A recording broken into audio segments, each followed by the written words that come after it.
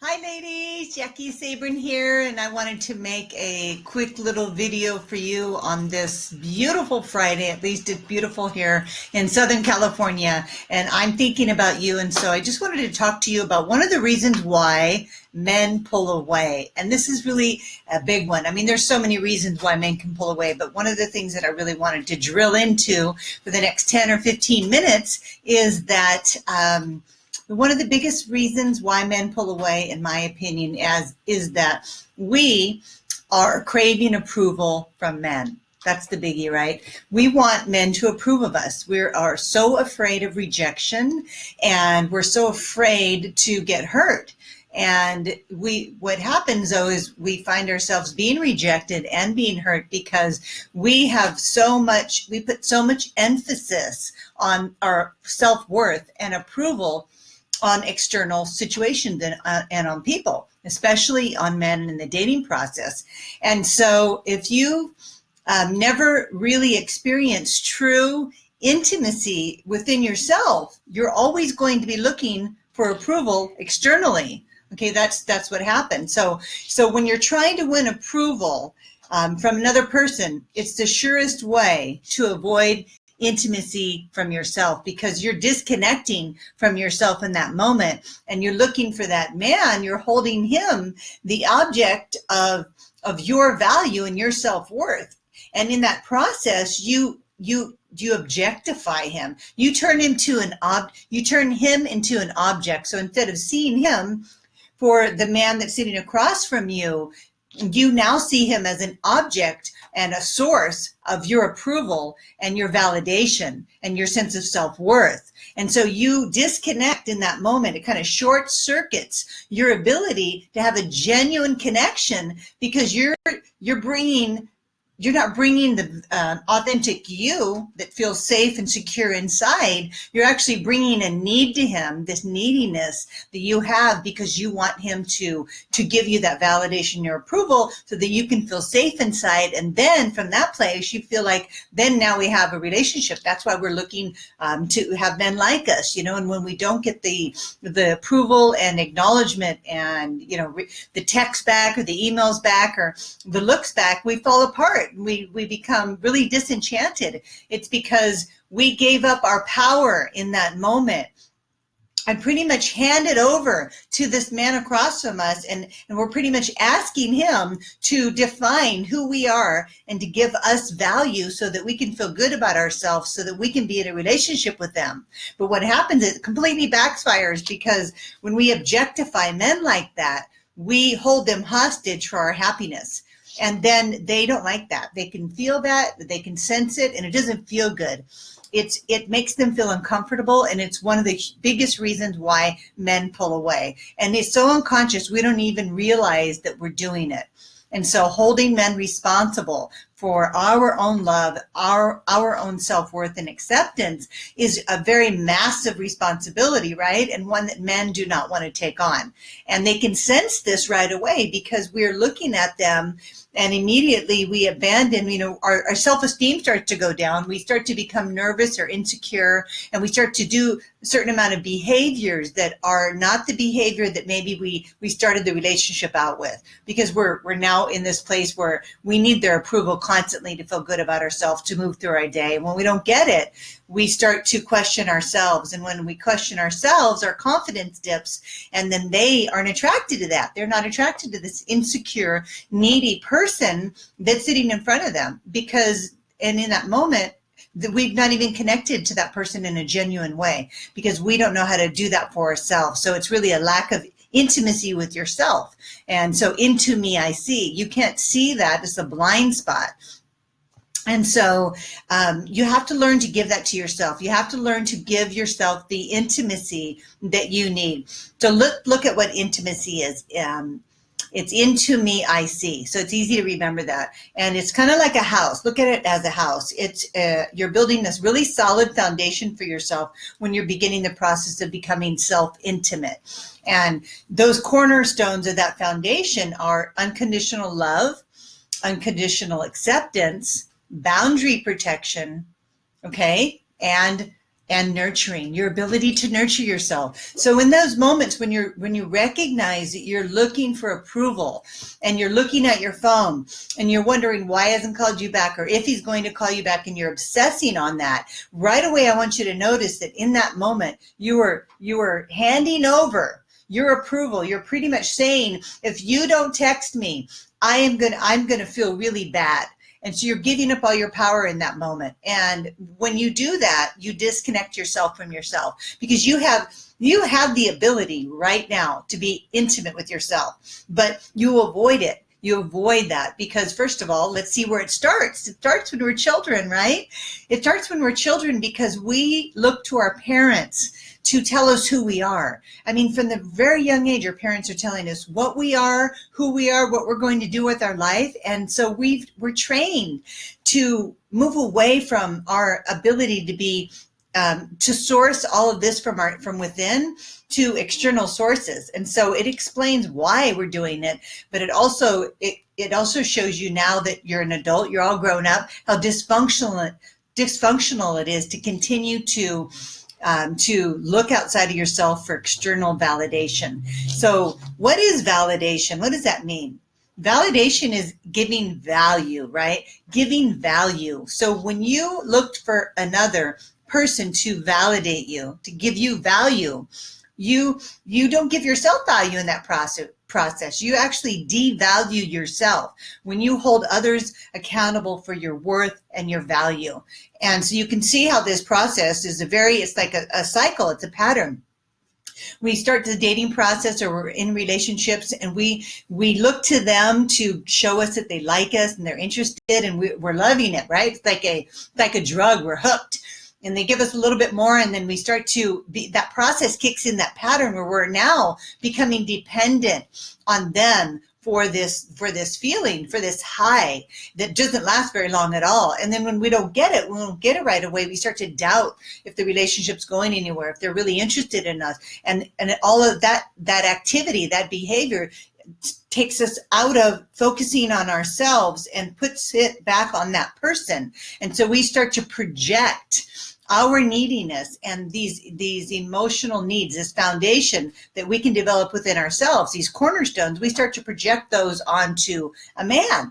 And then we objectify him in that process, holding him hostage for our feelings of self-worth. So it's just really crazy, but that explains this pattern that we get stuck in. And then we feel really controlled. We feel really controlled, right? And that's where the resentment comes from. We can feel so controlled by somebody because they are not giving us what we want. They're not giving us what we want. So we become obsessed. We're looking at our phone. We're wondering where they are, why they haven't called. And in that process, we become unavailable in that moment to ourselves. We're not present because we're so distracted about, this person, because we're holding them hostage for our sense of well-being and wholeness. And we become very, very frustrated with that and very disenchanted. And the truth is, we feel controlled. But what's happening is, the truth is that it's your own need for approval from others, from men, that is the real thing that's controlling you. So let me say that again. It's your own need for approval from others that is controlling you. Think about that. And so if you will take back that control and recognize that you have the ability to create a really rich, juicy relationship with yourself by starting to unconditionally love yourself, unconditionally accept yourself, by nurturing yourself, and by protecting your boundaries. That is the foundation of like your emotional heart that you need to build on, so that you can feel safe, sane, and secure. Safe, so you don't feel like if the guy doesn't call you back, your world's going to collapse. Sane, so you don't go crazy and unconscious thinking and obsessing on men and on the dating process. And secure, because when you take back the control of your happiness then you do feel safe, because you know that you are the source of everything that you need in your life. You are the source of happiness. You are the source of love. You are the source of your approval and validation. And when you take responsibility for that, when you have the ability to respond to yourself in that way, you do feel safe. You aren't dependent on a man to give you those things. And from that place, you really do have the emotional stealth and ability to actually have a healthy relationship with a man. And he's going to see you as secure and confident and brave and intimate and authentic, because you're not, again, looking around for him to give you all these things. So now you're free to really explore a relationship with someone. You're really free to see, who is this person that's showing up in front of me,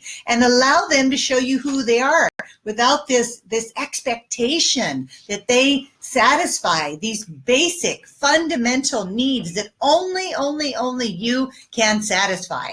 And so it's just really powerful and exciting to me when I see women start to get this, to make sense of what I'm saying, because it's like, visualize you've got a cord coming out of your heart, and you're trying to plug it in to a man, right? You're trying to plug into him because you think that's what intimacy is, but that's not what intimacy is. That's what codependency is, okay? The old relationship paradigm is two circles that come together and make one. I know you've heard that before, right? And that doesn't work at all. That is extremely dysfunctional. The new relationship paradigm is two circles come together side by side and create that infinity signal, right? Symbol, the infinity symbol. And so two circles are whole and complete, and they sit side by side. And that is a healthy, functional relationship. And so you can be free to give yourself value, decide what your worth is, not leaving it dependent on a man to decide how valuable you are, because you value yourself and you recognize that. And so what I was telling you earlier is, visualize it. You have this cord coming out of your heart, and you're trying to connect it to a man. And what I want you to do is take the other end of that cord, and I want you to plug it into your belly button, okay? The cord that's coming out, it's out here like this. It's like a hose. It's on full blast. It's looking to connect to somebody, but you have to take the end of that hose and plug it into yourself, plug it into your belly button. And then when you do that, you're going to power up like crazy, because you're leaking energy. When you have that cord coming out of your heart and it's flying around looking for somebody else to give you what you can give yourself, you're leaking all this energy. And as soon as you plug it back into yourself, you plug that hole up, essentially, where you're leaking energy, and you start to feel safe, sane, and secure in the world. And when you feel safe, sane, and secure, there is nothing that you can't do. You can set your goals so high, because you are the source of everything that you need. And then everything else you get in life, the man, the money, the house, the cars, the trips, whatever it is that you want, that's all a bonus. That's all the icing on the cake. But remember, girls, you're the cupcake. You're the cupcake. Don't give your power away to men. First of all, they don't want it. They want you to be powerful. They want you to be self-empowered. That's what men are looking for. And the biggest thing that turns them off is a woman that's looking to empower herself through a man. Because basically, here's the thing. They're in the same position. They're needing to power themselves up. And when they can't do both, you can't hold space for somebody like that. It's just so unhealthy. And so that is the biggest things that sabotage women in dating and in relationships. And I hope that you can really hear what I'm saying, because this will really help you. Just visualize this weekend of you powering up by plugging into yourself. And every time you feel yourself drift into that feeling where you're thinking about, how somebody is responsible for somebody or something that they've done, or feeling resentment, or feeling like you're a victim, then just notice right away in that moment that you've disconnected yourself from yourself, and you have the power to plug right back in that moment and turn everything around for yourself. So let me see if there's any questions here, and I'll answer a couple questions, and I'm going to sign off. Hi, Maureen. Nice to see you. Hi, honey. Hi, Tamara. Nice to see you. Hi, Joanne. Great to have you here. How do you resolve your trust issues? That's a great question. And so trust is about boundaries. So I want to talk about boundaries for a minute. We don't trust ourselves because we don't hold healthy boundaries. And it's hard to trust men when we don't trust ourselves. So I feel like trust issues start with not trusting yourself, that you'll be okay, that you will hold a healthy boundary, that you'll say no and you'll know what your limits are, and you'll vote with your feet.